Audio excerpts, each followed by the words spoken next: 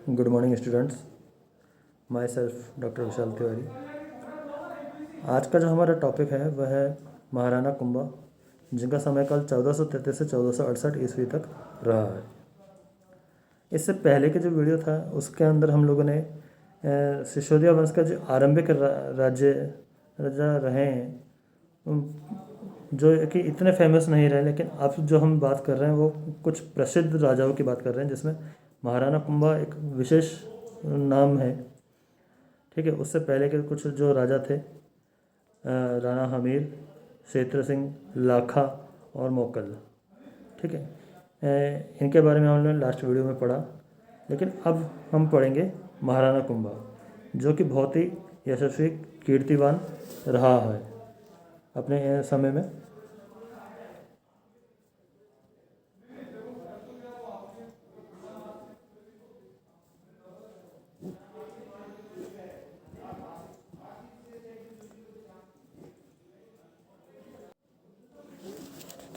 महाराणा मोकल की हत्या के समय मोकल का ज्येष्ठ पुत्र कुंभा शिविर में ही उपस्थित था, अतः चाचा ने उस पर भी हमला किया, किंतु कुंभा के शुभचिंतक उसे किसी तरह बचाकर सकुशल चित्तौड़ ले जाने में सफल रहे।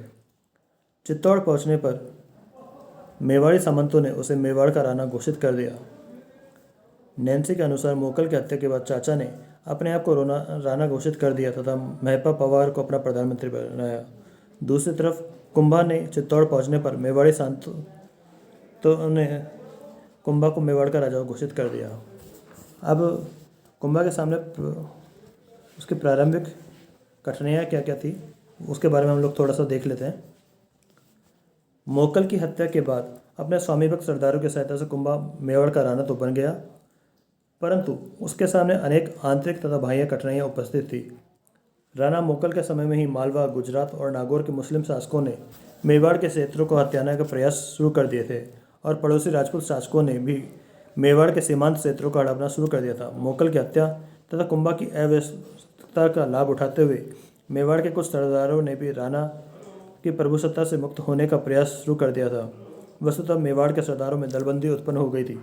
महाराणा क्षेत्र सिंह की अवैध संतान चाचा व मेरा 3 पीढ़ियों से मेवाड़ के शासकों के समय में बड़े शक्तिशाली बनते जा रहे थे। महपा पवार तथा कुछ अन्य सरदार भी उनके साथ मिल गए थे, परंतु वंश परंपरा से सम्मानित पुराने सरदारों को चाचा मेहरा महपा गठबंधन की बढ़ती हुई शक्ति नापसंद थी। किसी कारणवश वे प्रकट रूप में इस गठबंधन का विरोध करने में झकते रहे, परंतु जब इस गिरोह का द्वारा मोकल की हत्या कर दी गई तो महाराणा कुंभा को इस दल के विरुद्ध कदम उठाना आवश्यक हो गया, क्योंकि इस दल के मुख्य नेता अपने अनुयायियों सहित दक्षिण के पाई के पहाड़ों की ओर छिप गए और गुप्त रूप से उस क्षेत्र के भीलों को अपनी ओर मिलाने का प्रयास करने लगे थे।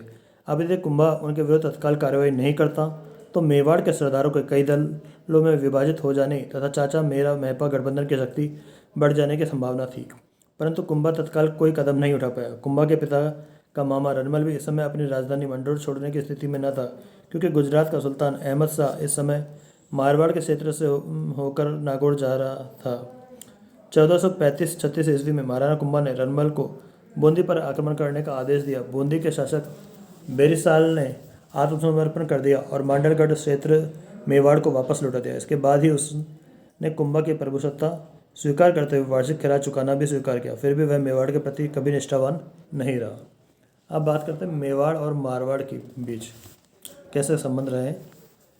तो उसमें दोनों मेवाड़ और मारवाड़ दोनों के चारण साहित्य में सारंगपुर के युद्ध में मालवा के सुल्तान महमूद खिलजी की पराजय का विवरण मिलता है। अंतर केवल इतना ही है कि जहाँ मेवाड़ी साहित्य में विजय का श्रेय महाराणा कुंभा को दिया गया है, वहीं मारवाड़ी साहित्य में यह श्रेय रनमल को दिया गया है। हकीकत में सारंगपुर का युद्ध हुआ या नहीं यह कहना कठिन है, क्योंकि समकालीन राजस्थानी तथा फारसी रचनाओं में इसका उल्लेख नहीं मिलता है। चारण साहित्य के अनुसार जब मालवा के सुल्तान ने मेवाड़ के भगोड़े सरदारों महपा और अक्का को अपने सौंपने से इनकार कर दिया तो कुंभा और रनमल ने मालवा पर आक्रमण कर दिया। सारंगपुर के युद्ध में मालवा का सुल्तान महमूद खिलजी पराजित हुआ। उसके बाद मेवाड़ी सेना ने उसे मांडू दुर्ग में घेर लिया। कुछ दिनों बाद महमूद खिलजी ने आत्मसमर्पण कर दिया और उसे बंदी बनाकर चित्तौड़ लाया गया। 6 महीने तक उसे बंदी बनाकर रखा गया और इसके बाद उसे रिहा कर दिया गया। चारणों द्वारा वर्णित सारंगपुर के युद्ध तथा महमूद खलजी के बंदी बनाए जाने की पुष्टि फारसी वृत्तांतों से नहीं होती है। कर्नल जेम्स टॉड, श्यामल दास और हरविलास शारदा ने चरण साहित्य के आधार पर इस घटना का जो विवरण दिया है वह भी आधुनिक शोध की कसौटी पर खरा नहीं उतरता है। सिसोदिया और राठौड़ संघर्ष, और इसमें रनमल की हत्या। बूंदी के हाड़ाओं का दमन रनमल की शक्ति का चरमोत्कर्ष था। इस समय उसके मार्ग में एक ही व्यक्ति बाधा बना हुआ था, वह था सिसोदिया का सरदारों का नेता तथा कुंभा का निकट संबंधी राघवदेव। अतः रनमल ने उसे हटाने का निश्चय किया और 1437 ईस्वी में उसे षड्यंत्र से मरवा डाला। इस घटना से शुद्ध होकर सिसोदिया सरदारों ने चुपचाप प्रतिशोध की तैयारी की और 1438 ईस्वी में उन्होंने रनमल की हत्या कर दी।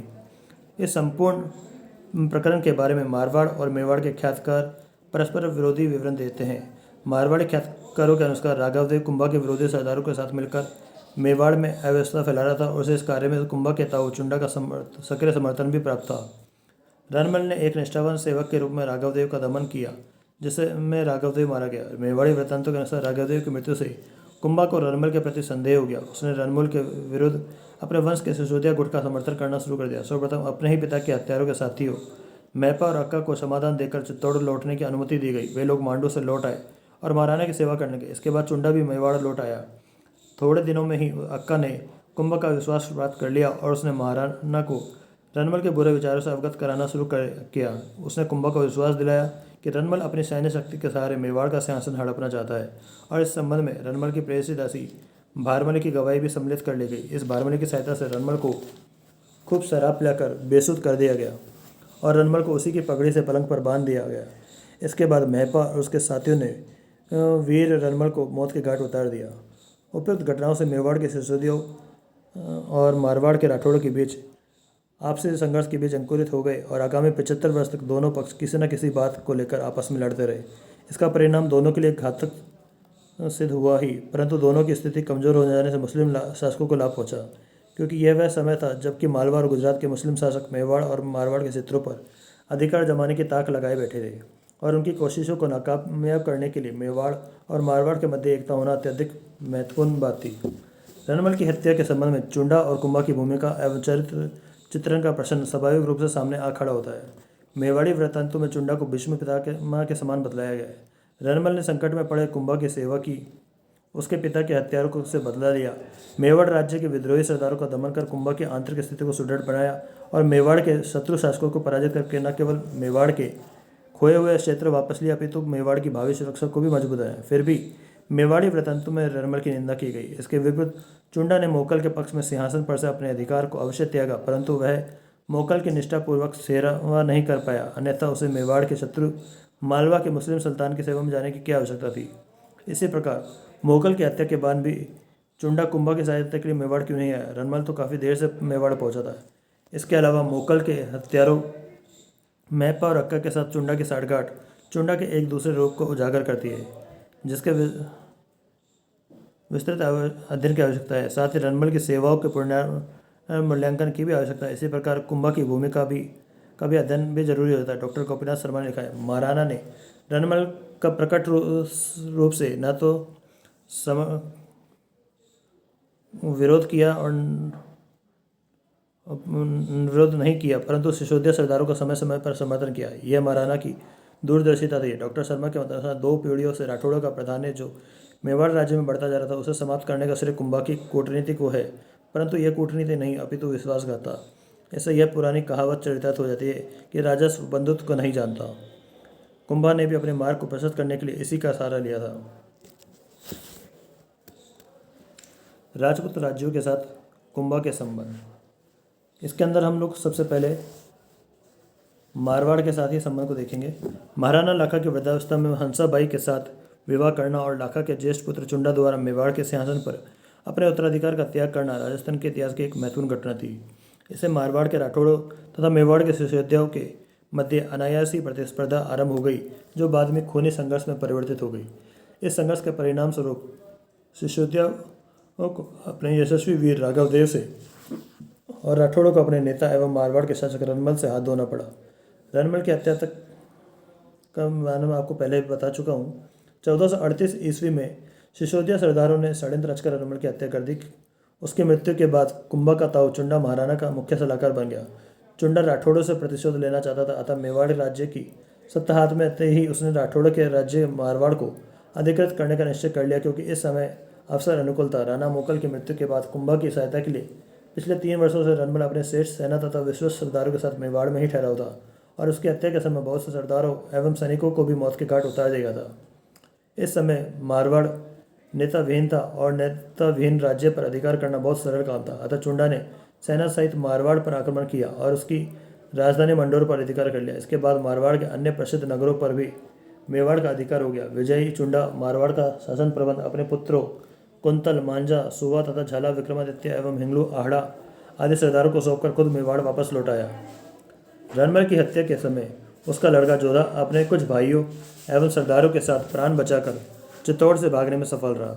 चुंडा जानता था कि यदि जोधा मारवाड़ में बना रहा तो राठौड़ों को अपनी शक्ति संगठित करने का अवसर मिल जाएगा, अतः भागते हुए जोधा और उसके भाइयों का पीछा किया गया और उन्हें मारवाड़ की सीमा से काफ़ी दूर खदेड़ दिया गया। जोधा ने बीकानेर से 10 कोस दूर स्थित कहावनी गांव में जाकर आश्रय लिया। यहाँ रहते हुए जोधा ने अपनी शक्ति को संगठित करने का प्रयास किया और कई बार मंडोर लेने का प्रयत्न किया, परंतु उसे हर बार विफलता ही मिली। इसमें कोई संदेह नहीं कि मेवाड़ी अभियानों तथा महाराणा कुंभा के प्रति निष्ठावान कुछ राठौड़ सरदारों के कारण जोधा की स्थिति काफ़ी संकटप्रद हो गई थी, परंतु वह हिम्मत हारने वाला व्यक्ति नहीं था। लगभग 15 वर्षों तक इधर उधर भटकने के बाद उसने कूटनीति का सहारा लिया और उसने राणा कुंभा के सरदारों को फोड़ना आरंभ कर दिया। ऐसे सरदारों में हरबू साखला सबसे अधिक उपयोगी सिद्ध हुआ। हरबू साखला के सहयोग से जोधा की स्थिति में सुधार आता गया। उसने नए अश्व खरीदे और चौहान तथा भाटी सरदारों के सहयोग से एक नई सेना संगठित करके कुंभा को चुनौती देने के लिए तैयार हो गया। जिस समय कुंभा मालवा और गुजरात के सुल्तानों के साथ संघर्ष में अत्यधिक व्यस्त था, जोधा ने मारवाड़ के विभिन्न क्षेत्रों पर अपना अधिकार जमाना शुरू कर दिया। 1453-54 ईस्वी में उसने अपनी पैतृक राजधानी मंडोर पर अचानक धावा मारकर अपना अधिकार जमा लिया। जोधा के विरुद्ध दीर्घकालीन संघर्ष में मेवाड़ के कई प्रमुख सरदार भाटी बनवीर, राणा बिसलदेव, रावल दूधा आदि मारे गए। मंडोर में नियुक्त अधिकांश सिसोदिया सैनिकों को मौत के घाट उतार कर राठौड़ों ने अपना पुराना हिसाब चुकता कर दिया। थोड़े ही दिनों में जोधा ने अपने पैतृक राज्य का अधिकांश भाग अपने अधिकार में ले लिया। कुंभा ने उसके विरुद्ध बार बार सैनिक अभियान भेजे, परंतु उन्हें हर बार विफल होकर वापस लौटना पड़ा। मेवाड़ी सेना नायक जोधा को पराजित करने अथवा उसके द्वारा अधिकृत क्षेत्रों को वापस लेने में असमर्थ रहे। उल्टा जोधा ने मेवाड़ के गोडावड़ क्षेत्र में धावे मारने शुरू कर दिए थे, जिससे मेवाड़ को काफ़ी क्षति उठानी पड़ रही थी। मालवा और गुजरात का दबाव कम होते ही राणा कुंभा ने पूरी तैयारी के साथ जोधा के विरुद्ध प्रस्थान किया। पाली नगर के निकट दोनों पक्ष आमने सामने आ गए। मेवाड़ और मारवाड़ की ख्यातों के पक्षपातपूर्ण विवरणों को छोड़ते हुए हम कह सकते हैं कि इस अवसर पर कुंभा और जोधा दोनों ने ही व्यावहारिक कूटनीति एवं बुद्धिमत्ता का परिचय देते हुए पुरानी शत्रुता को समाप्त कर मैत्रीपूर्ण संबंध स्थापित किए। मेवाड़ और मारवाड़ की सीमाएं निश्चित कर दी गई। इस अवसर पर जोधा ने अपनी लड़की श्रृंगार देवी का विवाह कुंभा के दूसरे पुत्र रायमल के साथ करके मैत्री संबंधों की और अधिक सुदृढ़ बना दिया। सिसोदिया राठौड़ संघर्ष के संबंध में मेवाड़ी ख्यातकारों एवं मेवाड़ के आधुनिक इतिहासकारों ने अत्यधिक पक्षपातपूर्ण विवरण प्रस्तुत किया है, जो किसी भी दृष्टि से मान्य नहीं हो सकता। उनके अनुसार कुंभा की दादी हंसाबाई ने कुंभा से अनुरोध किया था कि मेवाड़ में उनकी शादी होने के कारण जोधा को भयंकर कठिनाइयाँ उठानी पड़ रही है, अन्यथा राठौड़ों ने उसको किसी प्रकार की क्षति नहीं पहुँचाई है, अतः जोधा के संबंध में उसे अपनी नीति पर पुनर्विचार करना चाहिए। इस पर कुंभा ने कहा कि यदि जोधा मंडोर लेने में सफल हो जाता है तो वह जोधा के विरुद्ध कोई कार्रवाई नहीं करेगा। कुंभा का यह आश्वासन हंसाबाई ने जोधा के पास भिजवा दिया और तब जोधा ने मंडोर पर अधिकार कर लिया। इस प्रकार के विवरण सत्य से काफ़ी दूर है। डॉक्टर दशरथ शर्मा ने ठीक ही लिखा है कि विशुद्ध राजनीतिक मामलों में इस प्रकार के अनुरोधों का कोई महत्व नहीं होता। जोधा और कुंभा की सेनाओं के मध्य लड़े जाने वाले निरंतर युद्ध इस प्रकार की मान्यता का अपने आप खंडन करते हैं। यह भी ध्यान देने की बात है कि जोधा द्वारा मंडोर पर अधिकार कर लेने के बाद स्वयं कुंभा ने सेना सहित जोधा के विरुद्ध प्रस्थान किया था। वास्तविक सत्य यह है कि जोधा के प्रत्याक्रमणों तथा दूसरी तरफ मालवा और गुजरात के नियमित आक्रमणों ने कुंभा को अनुभव करा दिया कि जोधा के समय साथ समझौता कर लेने में ही राजपूतों का कल्याण है। अब बात करते हैं हम दूसरा राज्य बूंदी के साथ संबंध। दिल्ली, मालवा और मेवाड़ के मध्य में स्थित हाड़ौती क्षेत्र सूरवीर हाड़ा राजपूतों की भूमि रही है। हाड़ों के कारण ही इस क्षेत्र को हाड़ौती कहा जाता था। अपनी भौगोलिक स्थिति के कारण हाड़ौती क्षेत्र को लंबे समय तक तीनों तरफ से अतिक्रमण का दबाव सहन करना पड़ा। अपने सीमित साधनों के उपरांत भी हाड़ा लोग अपने क्षेत्र की स्वतंत्रता और प्रतिष्ठा की रक्षा के लिए हर समय सजग रहते थे, और जब शत्रु को अधिक बलवान अनुभव करते तो उसे सोना चांदी देकर विदा करने का प्रयास भी करते थे। मेवाड़ के ख्यातकारों के अनुसार बूंदी के शासक पहले मेवाड़ के सामंत थे, परंतु बाद में अवसर पाकर स्वतंत्र शासक बन बैठे। बूंदी के राजा बेरीसाल 1458 ईस्वी के समय में बूंदी मेवाड़ संबंधों में काफ़ी तनाव आ गया। इसका मुख्य कारण बेरीसाल द्वारा मालवा के सुल्तान होशंग शाह को गागरोन जीतने में सहयोग देना था। मेवाड़ के राणा उसके इस कृत्य को कभी ना भुला सके। उनके हिसाब से इस सहयोग का सीधा सीधा अर्थ था बूंदी द्वारा मेवाड़ की प्रभुसत्ता के स्थान पर मालवा की प्रभुसत्ता का स्वीकार करना। महाराणा कुंभा के शासन के प्रारंभिक वर्षों में धनमल ने बूंदी पर आक्रमण करके मांडलगढ़ को जीत लिया और बूंदी के शासक को मेवाड़ की प्रभुसत्ता मानने के लिए विवश किया।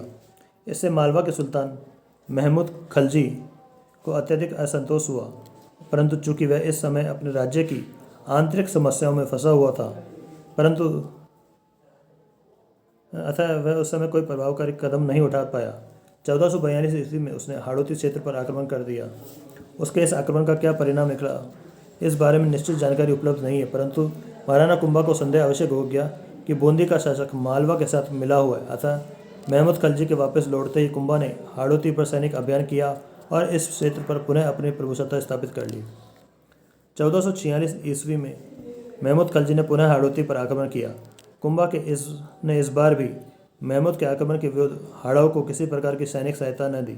उधर महमूद ने हाड़ाओं में फूट डालकर लाभ उठाने की सोची। हुआ यह है कि बेरीसाल ने अपने बड़े पुत्र भानदेव की इच्छा के विरुद्ध कोटा का राज्य अपने छोटे पुत्र सांडा को दे दिया। सांडा गुप्त रूप से महाराणा कुंभा से मिला हुआ था, अतः 1448-49 ईस्वी के मध्य महमूद खलजी ने कोटा पर आक्रमण करके सांडा को पदच्युत कर दिया और इसका स्थान पर भानदेव को कोटा का राज्य सौंप दिया।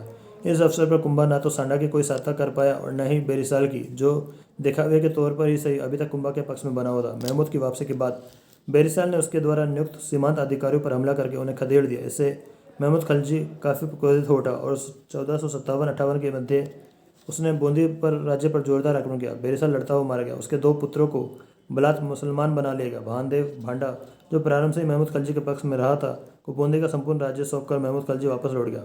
भानदेव ने 1503 ईस्वी तक बूंदी पर शासन किया। बूंदी के हाड़ाओं के संबंध में कुंभा की नीति की समीक्षा करते हुए डॉक्टर उपेंद्रनाथ ने लिखा है कि हाड़ाओं के प्रति कुंभा की नीति शुरू से ही दोषपूर्ण रही है, जिसके परिणाम स्वरूप कुंभा को न केवल मांडलगढ़ से हाथ धोना पड़ा, अपितु हाड़ाओं की स्वामी भक्ति से भी वंचित होना पड़ा। इसके विपरीत डॉक्टर गोपीनाथ शर्मा का मानना है कि कुंभा ने बूंदी के शासक को खिराज गुजार घोषित कर उसे अपने राज्य का स्वामी रहने दिया। मेवाड़ के सीमांत भाग में मित्र राज्य रखकर कुंभा ने अपनी विचारशील नीति का परिचय दिया। डॉक्टर शर्मा का कथन तथ्यों के विरुद्ध प्रतीत होता है। इस वीडियो में टाइम ज़्यादा हो रहा है, हम बाकी का नेक्स्ट वीडियो में कंप्लीट करते हैं।